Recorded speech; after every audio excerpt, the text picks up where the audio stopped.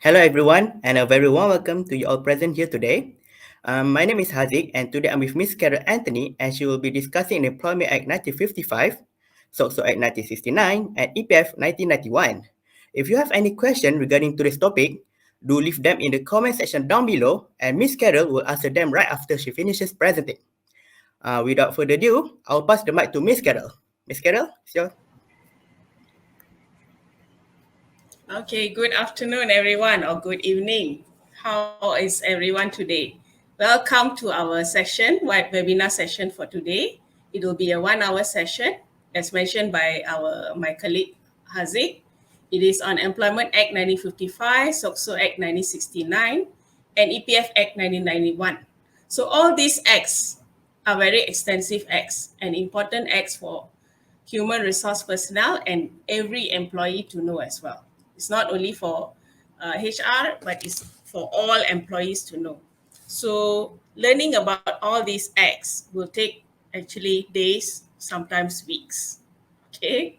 So what I usually do is I do condense these information about these acts, and I pick all the major parts, important parts for most of the employees and HR to know, and then deliver it in 1 or 2 days sessions. That's what I usually do. So today is only going to be 1-hour session. So it's going to be very condensed and summarized version. All right. But not to worry, at the end of the session, before we sign off, there will be a Q&A session. So where you can ask me questions of what I've covered and what I've not covered as well. So you may ask me, you still have few minutes to ask me. All right. So without any delay, let's go on. First of all, as you can see the title here, we'll share with you about Employment Act 1955. All right. So this is just a brief information about me. All right. So I'm a corporate trainer, HRDF certified trainer. I've been training for this year will be my 5th year training, soft skills training, mostly on labor law, employment acts, and HR related skills. All right. Because my profession previously, before I became a trainer, I was in HR. Okay, in HR line. I left my previous company. I was a manager there, HR manager for about 10 years before I left to become a trainer. So I've gone through a lot of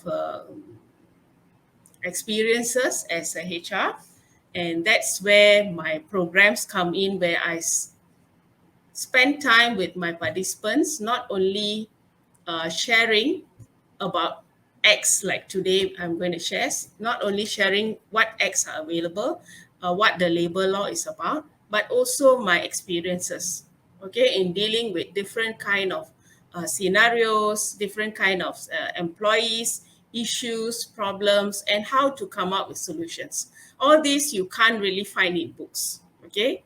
You can read all the acts you want, you can read the books, but what I'm usually share is experiences. I will share a few of my experiences and stories later. Okay, I call it stories.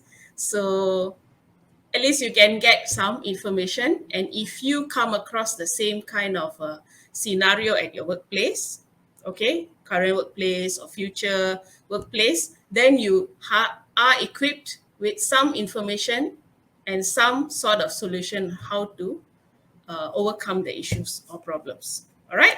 Okay. So let's move on. So first of all, we start with the introduction to Employment Act 1955. Why 1955? Because this act or law, when they say it's act, it's actually law. All right. It was introduced in the year 1955, even before we achieved independence. All right. So as you can see, the year 55, so most of our laws and acts, which is stated there, is derived from the British law as well. Okay, because we were colonized by the British, right? So when we enacted this act, Employment Act, most of it comes from the British, their act and their laws as well. All right. So some of it, of course, is modified to suit our country. And along the way, from that year until now, there are many changes and many amendments. So as a HR or even employee, you need to take note of all the different components of this act and also all the changes that came into effect after this. All right. So when it comes to Employment Act, usually we call it EA Act, EA 1955. Okay. Short form, we say EA. So from now on, I will refer this to as EA. Okay.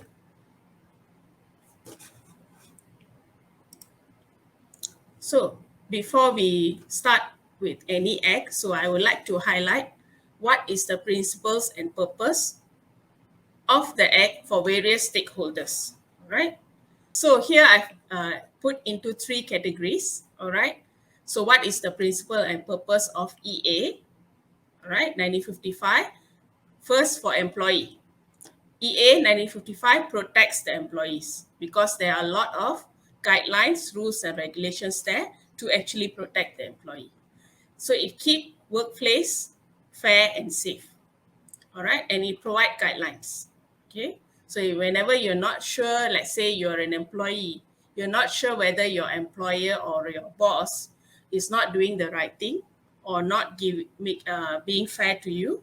So all you need to do is go back to refer to EA 1955 to find out the different laws there to protect the employee, right?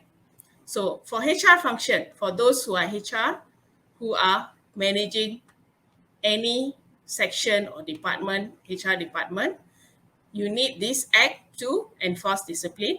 Okay, so there are a lot of laws there. So whenever it comes to managing the employee, you can use this as a guideline to enforce discipline. And of course, if you have employee handbook or company policies and procedures, you always must go back to EA 1955 before introducing your policies and procedures because it has to be in line with that. You cannot run away from what is stated in EA. All right. So one of it, you enforce discipline. Second, what else can you do? You define what employer and employee are responsible for. There are responsibilities stated in the Act. Okay, what employer should do, what employee should do. Right, it's all there. And provide guidelines for HR to take action or introduce rules and regulations. So this is what I was mentioning about. Whenever you're coming up with company policies or procedures, or if you already have one, you need to go back to EA to check back whether it complies with whatever stated in the EA, right? So that's a guideline. It's easy for you. Most of it is stated there. You just plug it in and put it in your employee handbook, right? Lastly, we come to for organization or for the company. Why is it important to have the EA? Compliance to various laws safeguards the company against the long arm of the law, of course, because if you don't follow any of what is stated in the Act, you may be answerable in the various courts or department. Okay, organizations that don't follow this law, you need to go and see the labor officer at the labor department, or you need to go and see the industrial relations officer at the IR department. Or in worst cases, you end up in court. Okay, if the employee sues you, then you end up in the IR court to fight your case. All right, so that is why this is very important for you to know and comply with it. Next, helps the company to enforce and enhance rules and regulations by having the labor law as a guidance. So it is a good guidance to have for you to fall back on EA to enforce and come up with rules and regulations at the workplace. So it's easy for you actually. Government, by introducing EA 1955, they have made it easy for the organizations to come up with rules and regulations. So let's say the employee comes to the boss and say, why must this rule be such a way? Why can't you change it? Then you can always fall back to say that EA says that, That is why we are using it as a guideline. All right. Next, lastly, enable the business to focus on productivity and profitability of business. So when all these rules and regulations, whatever the law says, is put in place, then the organizations, its managers and bosses can focus on their business without any hindrances, right? So basically, in summary, EA is very important for these reasons: for employee, for HR function, for organization. It's not it's not something that need to be feared, okay, or something to be thought that is a hindrance or is complicated. It's actually not complicated. As you go through uh, the laws one by one covered in EA 1955, is not really complicated. Once you get used to it, the implementation will be easy. All right, let's go to the next one. So this is just sharing what the EA says, okay, about who is the employer and who is the employee. Okay, when it comes to a company or an organization, there are many laws, right? All encompasses under labor law. There are many acts. Okay, so now we are going to only zooming in into one act, which is the EA. All right. So for EA, there's a separate definition. So each act, there's some acts like IR Act, Trade Unions Act. There are many.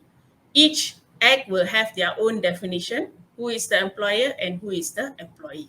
So that is why here I put it down for EA. This is the definition. Okay.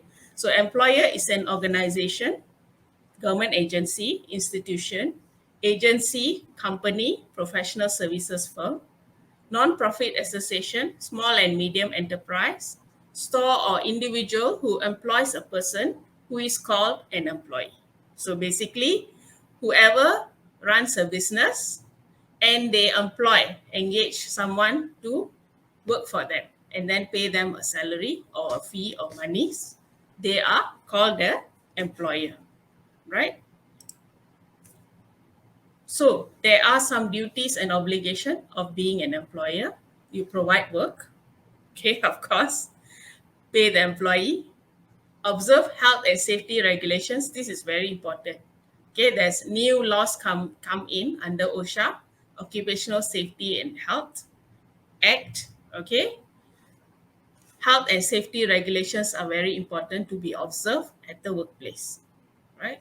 Give employees reasonable opportunity to have their complaints looked at, something like having a grievance procedure. All right. If they have any complaints, there must be a channel for them to air their grievances or their complaints. And then somebody must take action. Listen to them, find a solution if there's a solution, or provide some feedback. Okay. Provide adequate facilities. What do we mean by adequate facilities? If you employ someone at the office, example, they need to have a desk, a chair, and nowadays you need to have a computer most of the time, all right? Most jobs need computer, and then maybe a phone, all right? So these constitute adequate facilities. Lastly, provide instruction, training, information, and supervision. Meaning, you employ a person, of course, you provide all the adequate facilities. It comes back to the first one, provide work. There are some employees, this is very important. There are some employers, they hire someone and then they keep them maybe 1 or 2 weeks, there's no work for them. Okay, it's actually happened to me, right? Okay, in my previous organization. So just sharing. That is why this is under duties and obligation, very important. They hired me, but the person, my superior, did not have time to brief me anything. So they just let me sit there. Okay, but every day I will go and see my superior, ask, okay, what shall I do now? What can I do? Give me some work. All right. So this is very important. You hire an employee because you want them to work. So be prepared before they come in. Be prepared, and organize yourselves. Like the superior need to organize themselves to provide work for the employee. If not, don't hire, maybe you delay the hiring, okay? So ties back to the last part here. Provide instructions, okay? Even if you give work to do, let's say you dump few files on their table and then tell them, okay, give them a computer, but they don't know what to do. Also, they can't work for you then. Okay, you provide work, but they don't know how to do, so you must provide instruction, training if necessary, if they're not familiar with maybe a software or maybe your procedure, then you need to provide them training, information, any information relevant to their job, and supervision. Okay, once they start doing the job, you need to supervise them to say, okay, whether they are doing it correctly or not, whether they are doing it, doing the right things, okay, and whether they need any help, any feedback. Okay, so these are all the duties and obligation which is already outlined in the Act. So imagine if you don't follow any of this, the employee, most of them, they don't know, okay. The employee has the right to go and complain. First, if you have a grievance procedure, then they can complain to maybe your HR. If the HR doesn't do anything, then what they can do is they can go to the labor department, the nearest labor department to the company or the organization. There are many labor departments in Malaysia, so they just need to go to the nearest one, lodge a complaint. All right, so that is why I'm sharing all of this with you. It may seem trivial, okay, but most companies do this, but some don't. As I mentioned, the company I joined, they didn't provide me work for at least 2 weeks. So every day I go and ask, okay, what need to do? And then I took it upon myself to do something because I was the HR. So what I did is I looked at their employee handbook, the current one that they had, which was not revised for many years. So I took the employee handbook and then made some suggestions for improvement and amendment to the employee handbook. So since they didn't give me any other work, this is what I did. All right, I was proactive to do this. Right, let's move on to the next one.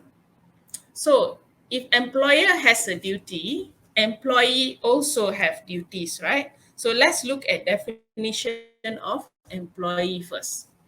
So employee means an individual who works part-time or full-time under a contract of employment, whether oral or written, express or implied, and has recognized rights and duties, also called a worker. So you can say employee, or you can say is a worker. So meaning, what does it mean here? So most of the time when you go to an organization to work there, they say, okay, you're hired.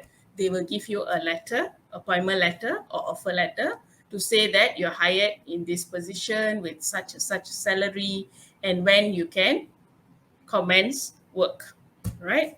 So that is written. So what about oral? Some companies, they don't have written letters.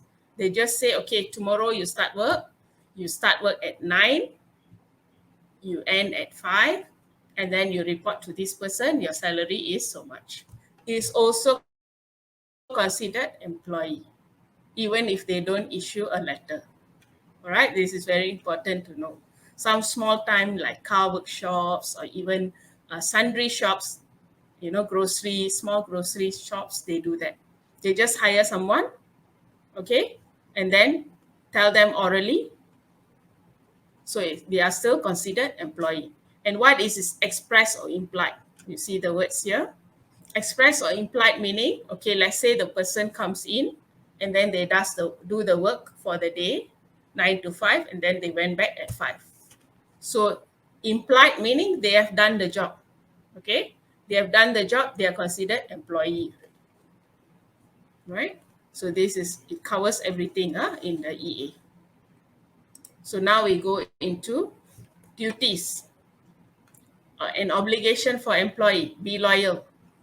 Okay, so you join this organization, so you need to be loyal to this organization. So you can't say you work here and then next day you work somewhere else. Okay, it's also wrong. Do the job that he or she is paid to do. to the best of his ability without breaking the law. Okay. So there are any laws in place which is already outlined in the EA.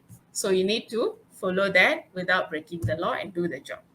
Apply knowledge and skills to meet the objectives. So if there are objectives, meaning your boss says, okay, today you have to type out 5 letters. So that's the objective for you. So whatever knowledge and skills that the employee has, typing skills, Microsoft Excel, Microsoft Word, apply that and then complete the work for the day, right? Adhere to the signed contract, okay, if there's a signed letter, to work for a certain number of years, work at certain number of hours, etc. So let's say the contract says you need to work for 2 years or you need to work for 8 hours a day, so follow that. What happens if your employee doesn't follow this? Oops, come back. Sorry, yeah. Sorry, it's going everywhere. Okay. What happens if the employee don't follow what is under the duties and obligations? So earlier I gave an example that if the employer don't follow their duties and obligations, the employee can go to the labor office or JTK, short form we call it JTK in Malay, Jabatan Tenaga Kerja, JTK, and lodge a complaint. So that if the employer will be called up by the labor officer to come and explain themselves. Okay, so if the employee didn't follow their duties and obligations, then the employer can highlight all this to the labor officer to say that employee themselves didn't follow their contract. So then the labor officer will weigh both parties' information and make a decision. Right? So that is why for both parties, employer and employee, is important to follow what is stated in the contract letter and also the EA. Right. So categories of employees. So there are many types of employees. All these are called employees when you apply them. Full-time, part-time, temporary, contractors, interns, apprentice, and foreign workers. So EA covers all these people, right? Even foreign workers. All are considered same in the eyes of the law, right? So this one briefly, we go through scope of the act. So EA covers employees, although I say these are the employees, but there are some restrictions. So meaning person who earns wages do not exceed 2,000 a month. Okay. So those who earn 2,001, even 1 ringgit more, this is basic salary, yeah? Excluding allowances or any other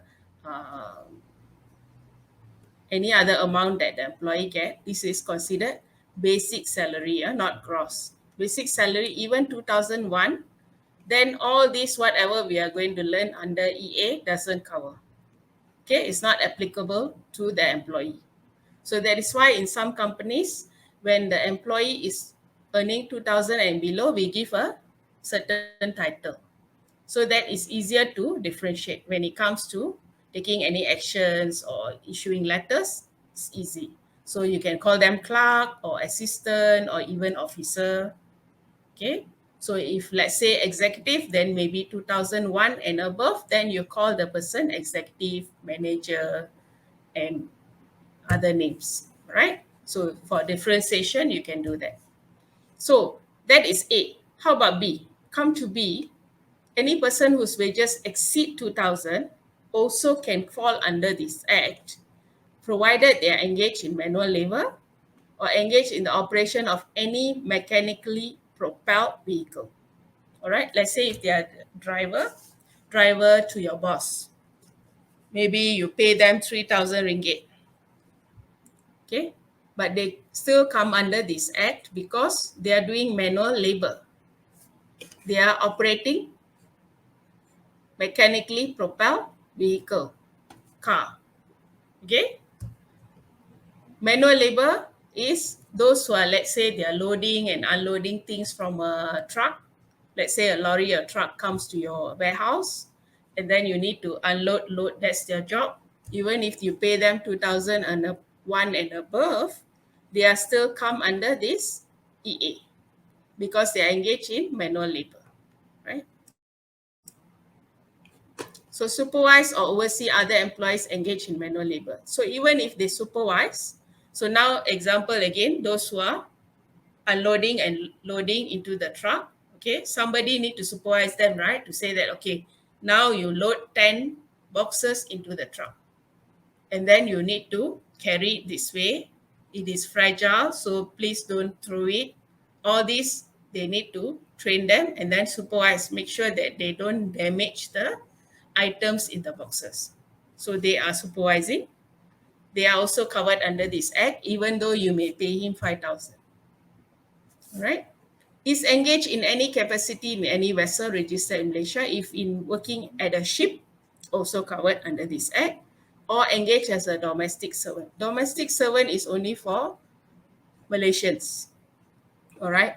Foreign domestic servant, they have a different rules. Doesn't come under this, right? So here I said one story. I go quickly. Quickly talk about this story. Okay, there in my previous company, we have workers who do manual labor. All right, number one here. Okay, so they load and unload items in the lorry. But other times they do other work. They also do office work, typing in, data entry, preparing documents, writing, and all that. So those people, do they come under this act? They do both. Okay.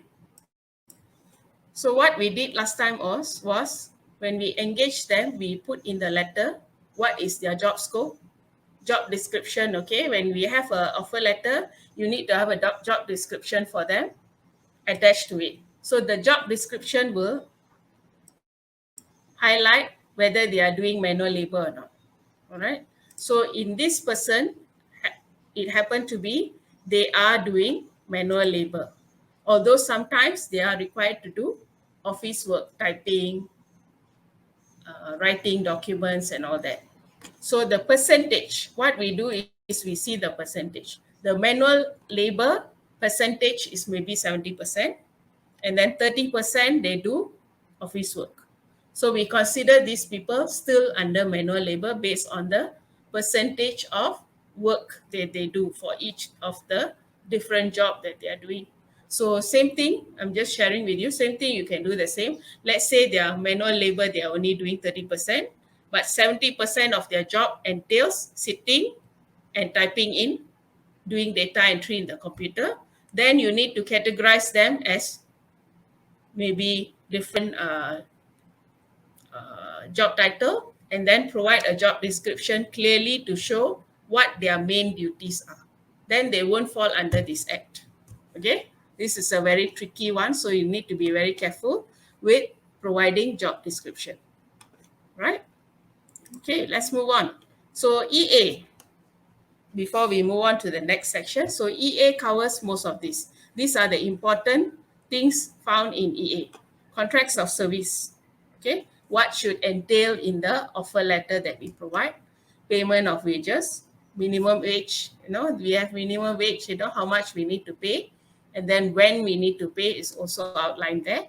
Employment of women, okay? What are the hours they can work, and maternity allowances that we need to give is covered here.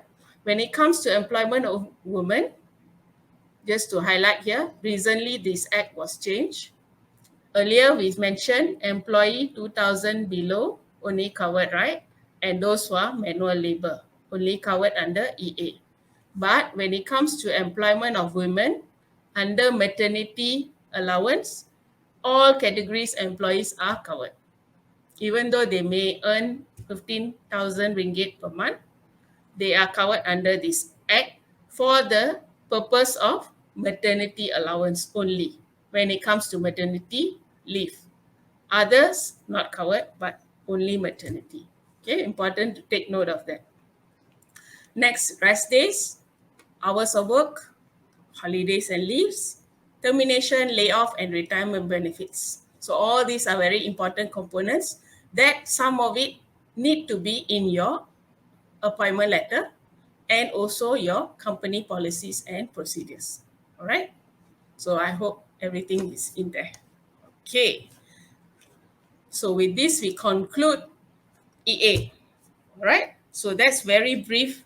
I mentioned about what is outlined in the EA, what is an employee, what is an employer, what are the obligations, and all the components that are in EA, which is very important for employee, for HR, and for organizations. All right. So now we go on to the next one. The next act, very important act, is called SOCSO. Long form is Social Security Organization, SOCSO Act 1969, or in Malay is 𝐓𝐇𝐄, right? So again, we look at the three categories. What's the importance of having SOCSO? SOCSO for employee provides insurance for employees, all right?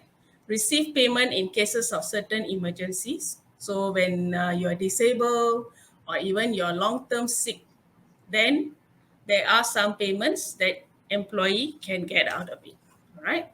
Receive assistance during disability and or dialysis. So when there's disability, either can be temporary disablement or permanent disablement, there are few centers. SOCSO provides these centers for rehabilitation purpose. So they do provide like physiotherapy and counseling sessions, okay, under SOCSO. And dialysis, there are many dialysis centers around in Malaysia where you can register and go and get the dialysis treatment for free, all right, under SOCSO. Okay, next we go to HR function. So HR, why is it important for having SOCSO for the employees? Provide insurance benefit for employees, okay? Most companies, they do provide insurance, separate private insurance that is paid for by the company.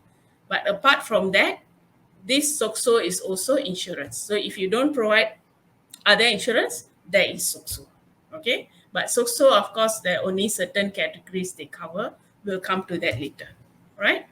So what else? Provide cash assistance during long-term medical leave, all right?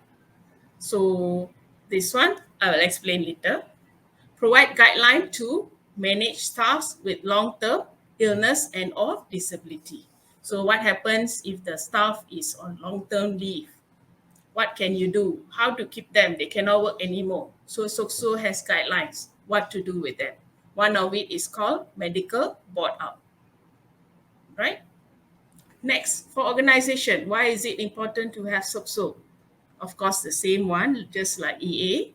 It compliance to various law safeguards the company against the long arm of the law, meaning you don't want to be prosecuted. Okay, so you need to follow. It's mandatory to provide SOCSO to the employees, so you need to pay for them. Helps the company to defray some of the cost of illnesses, disabilities. So if the employee is ill or has some disability, you can rely on SOCSO to have some sort of payout and also send them for, like what I mentioned, for physiotherapy or dialysis center, instead of company having to foot the bill. So some of the costs can be allocated from SOCSO. So that's good for the company. Otherwise, you want to help the employee, you have to come up with all the money yourself, right? Enable the business to focus on productivity and profitability of business. Same thing, that's now like EA. Whenever you have this kind of acts, it's very easy for the company to focus on their business because the employee is taken care of by this act, right? That's very fast. So let's go run through very quickly. What is the definition of wages? So earlier we had EA, wages, they have their own definition. For SOCSO, these are the definition for wages, meaning when you have all these salary, overtime payments, commission and service charge, payments for leaves, allowances, all these you need to calculate in total and then get the SOCSO percentage for contribution. All right.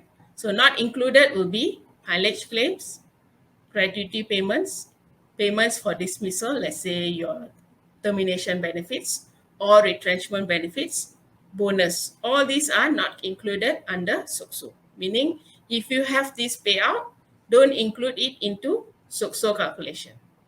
All right, that's what it means here. So here payment of leave for leave, just to explain a bit, some companies call it annual leave encashment.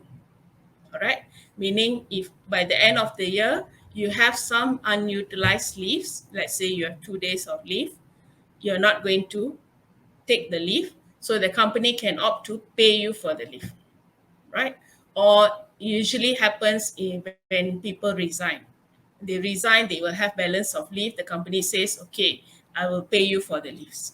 So you don't take the leaves, you work, I will pay you. Okay. So this is what what it means here when it says payments for leaves, right? Okay. I hope I'm not going too fast because we have quite a few to cover, so I'm talking quite fast. Okay. All right. So here there are eligibilities for SOCSO as well. All right. So let's look at this. An employee below the age of 60 are eligible to contribute, who holds a private sector job, meaning government employees are not included here. Okay. SOCSO is only for private sector. Okay. And these are all exempted. These federal and state government employees, domestic servants, no need to pay SOCSO, even though you're a local Malaysian. Okay. Sole proprietor or owners of partnership. These are company. Sole proprietor means one-man show company. Or partnership. Some people are two-person company. It's called a limited liability partnership. Also, no need to contribute. And spouse of a sole proprietor or partners. Okay. If let's say the business owner and then he has a wife or husband, he or she has a wife or husband, no need to pay. Right? So below age of 60 is mandatory to contribute to SOCSO. So these are the contribution rates. So maximum eligible monthly wages is capped at 4,000. All right. So meaning if let's say the first time somebody starts work and then they get a salary of 4,001 ringgit, so you don't have to pay SOCSO because it's your first time salary is already above 4,001, above 4,000. All right. But if your first time salary is lower than that, then you have to contribute to SOCSO. And these are the rates. Okay. Employer pays 1.75% of the wages. Earlier I mentioned what are wages. And then employee pays 0.5%.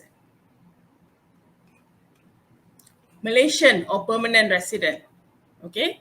So if you are a permanent resident, meaning above 60 years old, permanent resident who are those who are given non-Malaysian, but they come in here, they work here, they get the PR status, permanent resident, Malaysian who are 60 years above, and foreign employees, they can pay 1.25%. Okay, employer pays 0%. Employee do not have to pay. Employee need to pay 1.25%. Right? Okay, types of schemes and benefits. These are a lot of information here on all these three actually. So I'm just going to show you the title. So these are the benefits that you can get out of SOCSO. First is employment injury scheme when you're injured. 2, self-employment social security scheme. This is for those who are self-employed. This one came into force because of a lot of proliferation of Grab delivery riders like Grab, Food Panda, and e-hailing like Uber and Grab drivers. Because a lot of this came up recently, a lot of this kind of people, they are considered self-employed, right? So this scheme is introduced for them so they can contribute it themselves. No employer, of course, right? Third one, we have invalidity scheme. So this one will elaborate further, usually in my session, right? Okay, so how to claim? This one I'm just going to share with you for SOCSO claim for those who are employees who will be temporary disabled. Okay, so these are the benefit. Temporary disabled means you can't use any of your limbs, or even if you are just sick for more than 4 days. Okay, if you're sick for more than 4 days due to accident, usually it's due to any sort of accident. Okay, accident may happen at your workplace or to and fro from work. Okay, then these are the procedure to claim. Submit the following to the SOCSO office: Form 34, all this, punch card, attendance record, medical certificate, appointment card, employment letter, copy of the identity card.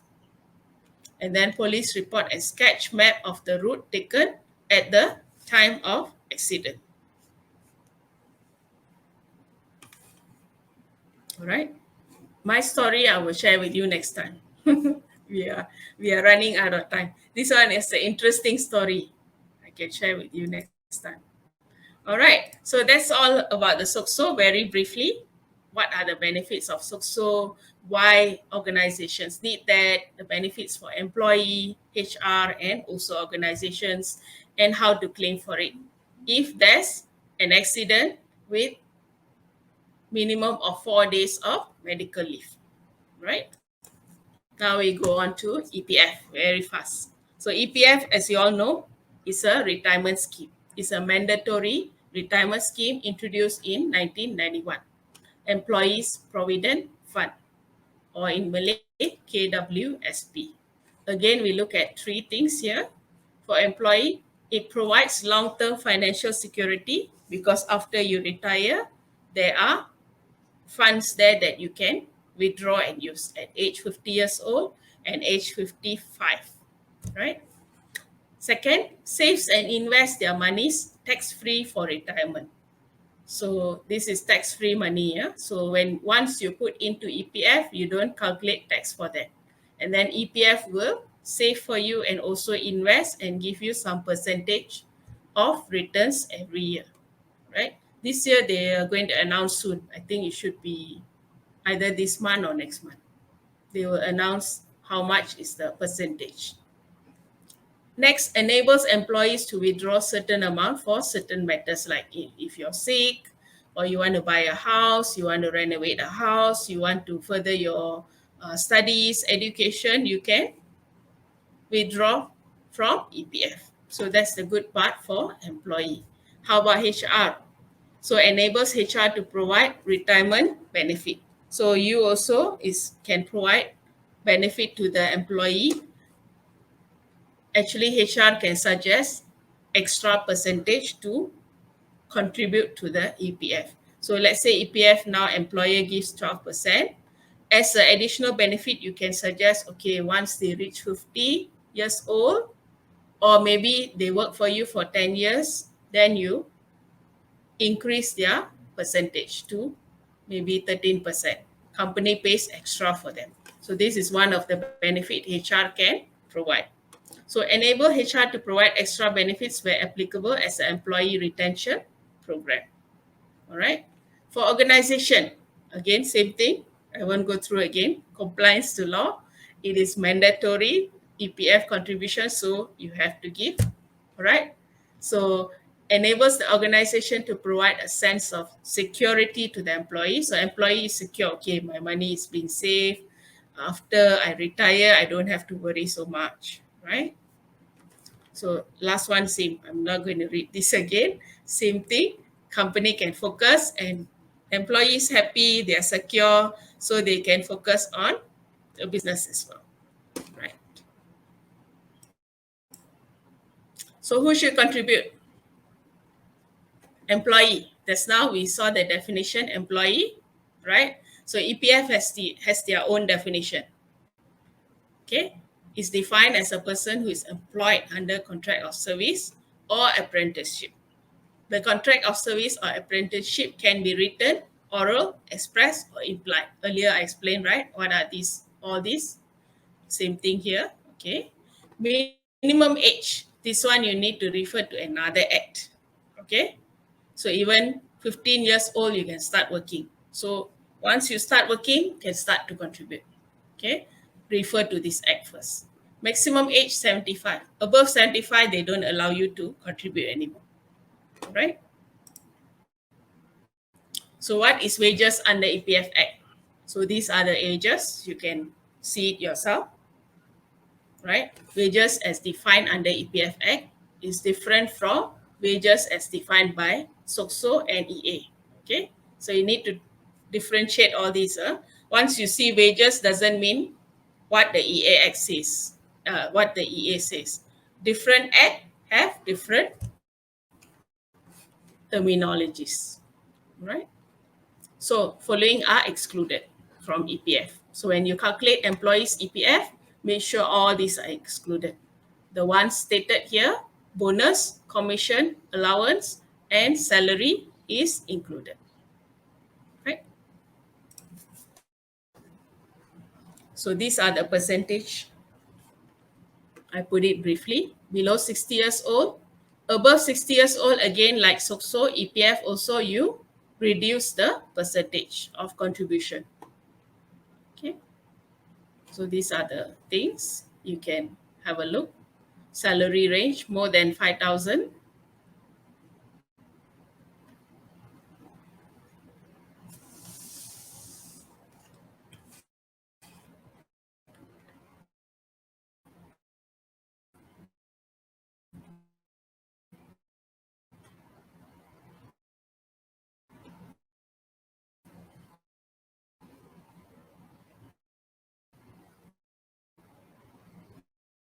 The last one is actually for foreign workers and permanent residents. So they can contribute the last column, the last, right? There's no limit. Employee share 9%, employer share is,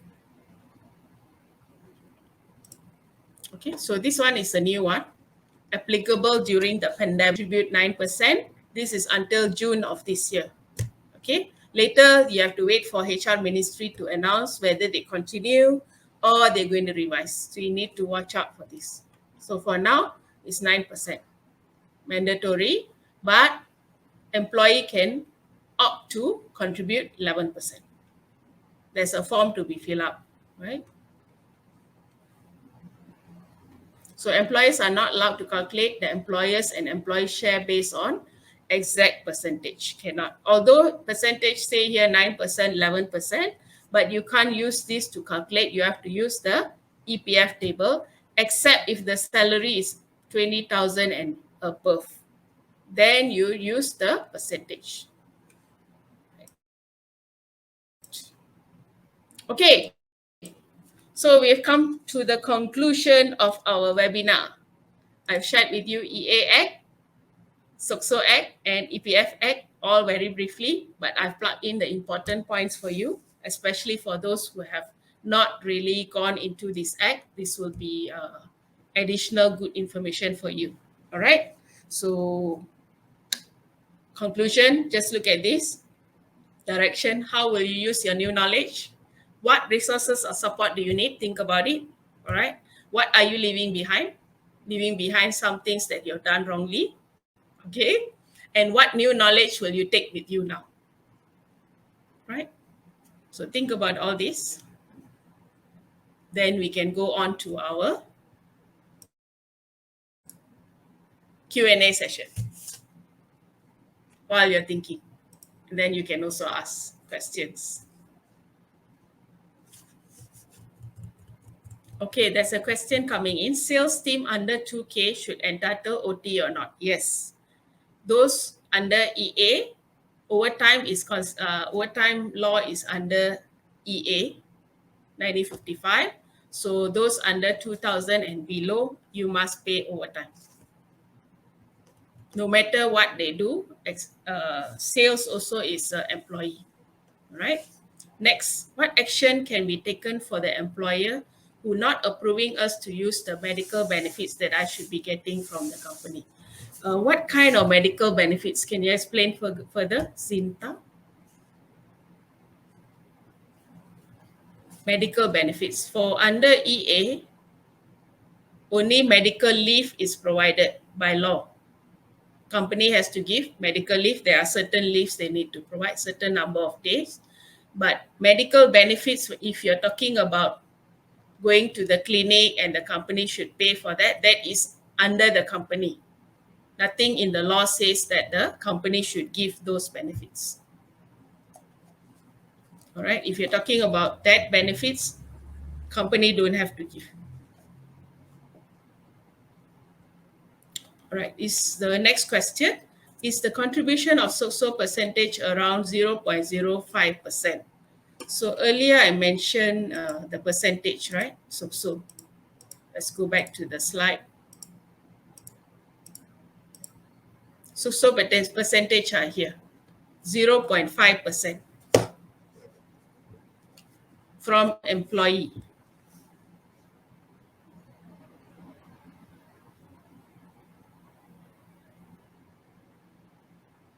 All right. Any other questions? Okay, next question. What action can be taken if our employer not honest in paying our OT money properly? And first of all, how to calculate it? Is there any specific formula used by the HR to calculate our OT money? Yes, OT, there is a formula to calculate, all right, is in the EA, is by law. So meaning, let's say you work on a normal day, the calculation is 1.5, meaning they take your salary, divide by 26 for days, and then you divide by 8 for hours, right? Then you times 1.5, then times number of hours you worked. That is the correct calculation for working on normal day, meaning from Monday to Saturday. So if they don't do calculation correctly, go and see the HR and ask them how they calculate, ask them to show you. And then what you can do is call JTK, as I mentioned, that's now Labor Department. You can call them to verify. You don't need to complain first, you just want to check, right? You call them or you go and see them, go to the nearest Labor Department, check with them, okay, this is what my HR gave me, this is the calculation.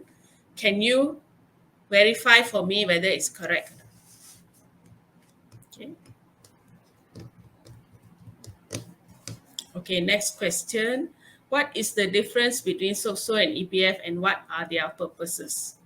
Okay, SOCSO is basically like an insurance. Okay, in case of accidents, injury, or illness, there is a payout for the employee. EPF, on the other end, is more for retirement benefit. Okay, when you retire at the age of 60 years old, then you have some funds you can withdraw, but in between also for big items you want some money, then you can withdraw from EPF. Like SOCSO, you can't do that. SOCSO, you can't withdraw money unless you are ill and sick or disabled, then only you can withdraw, you can claim the money. Otherwise, if nothing happened to you, the money is gone to someone else. You can't claim back the money. But EPF, it's all yours. You can take the money. All right. Hopefully that explains explains your question. All right. Okay, next question. I would like to ask a few questions for staff who working shift, since they are supposed to work within 48 hours per week. Yes. How should we implement working days for them? Okay. Shift work 48 hours for 3 weeks actually. 3 weeks, can work 48 hours. So there are a lot of rules to follow for shift. They can work like 12 hours per day. Okay, and then 3 weeks, 48 hours. So you need to do a duty roster to change the rotating shift for the workers. All right.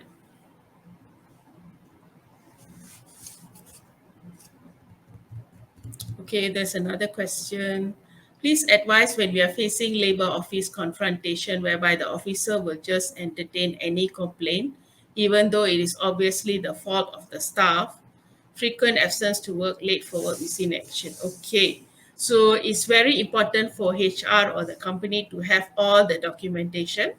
All right, in this case, if they go to labor office, you provide, okay, frequent absence, you provide the punch card. Okay, late for work, you should have issued them letters. Either you can give reminder letters or warning letters for late for work. Then missing in action, also issue reminder letter or warning letter. Otherwise, if you go to labor office, you don't have anything to show. So you should issue letters to this employee. Or if you can speak to them, call them, have a talk with the employee about their late coming or missing, verbally talk to them, but then you record it down. Okay, so what I call it is verbal warning form. Okay, I used to have this. So you're giving verbal warning because it's not so serious, you don't issue letter, but then you have a form to record that you have given them verbal warning. So when you go labor office, you show all this documentation that's proof that they have disciplinary issues, right? Okay, we go on to the next question. Above 2K for manual worker, can be flat rate OT payment instead of follow EA? No. If they are considered manual labor under EA, then you have to follow the OT calculation as per EA. So you cannot change it. Even though you pay them higher, you cannot change it. You still need to use their salary, divide by 26, divide by 8 times number of hours worked times 1.5 for normal day. Okay, next question.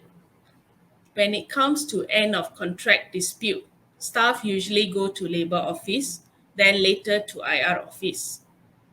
Since they are above 2K salary, do we no longer use EA as reference? And based on case to case, what are the chances left for HR to defend ourselves? Okay, this is a very long question. Need a long answer as well, but I'm going to make it short and sweet. All right.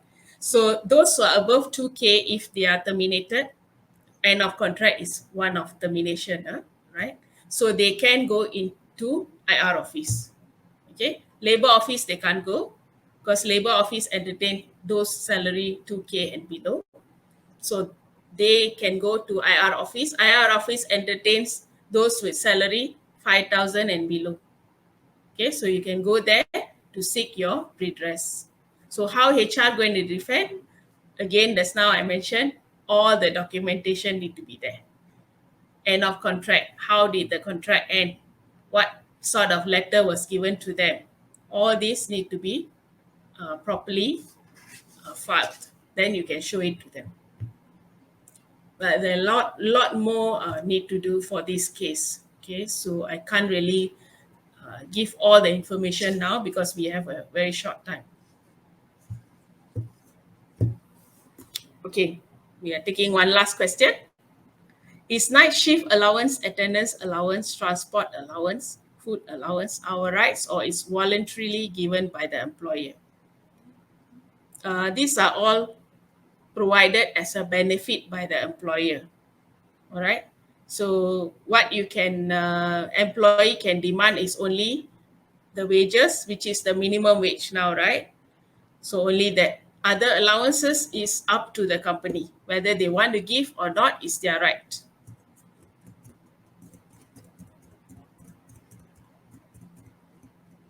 Okay, we have one more question. We can still answer one more question. Okay, thank you for the verbal warning procedure. Since it will be not so nice meeting, what can HR do if the staff refuse to sign on the form? They are smart not to leave evidence. Okay, so you can, if they don't sign, it's fine. HR can say sign and say that we have given to the employee, put a note there, and the employee refused to sign. You just put a note there. fine, but you still done your job.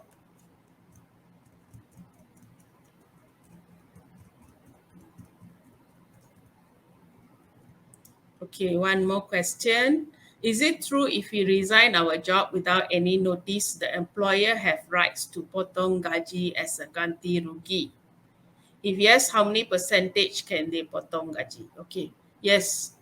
It depends on the notice period as stated in your employment letter. Some companies, they will say 1 month notice. And then if you don't work for the 1 month, after you resign, you don't work for the 1 month. So they don't have to pay you the 1 month salary. So let's say you you need to provide 1 month notice, but you work for 2 weeks, another 2 weeks you don't want to work, then they don't have to pay you for the 2 weeks. They can request you to pay for the 2 weeks notice in lieu. So you need to pay the company 2 weeks of your salary.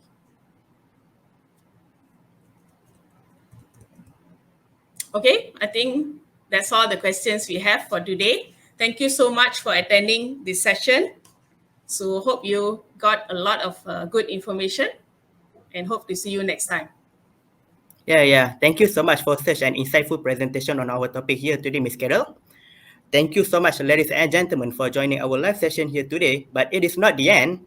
Ms. Carol will be having her public training on the Employment Act 1955, SOCSO Act 1969, and EPF Act 1991 coming 3rd and 4th of March. If you're interested, you may reach out to us via the email and contact number provided down below in the ticker. Once again, thank you so much for joining us. We hope to see you soon. Till then, take care and goodbye.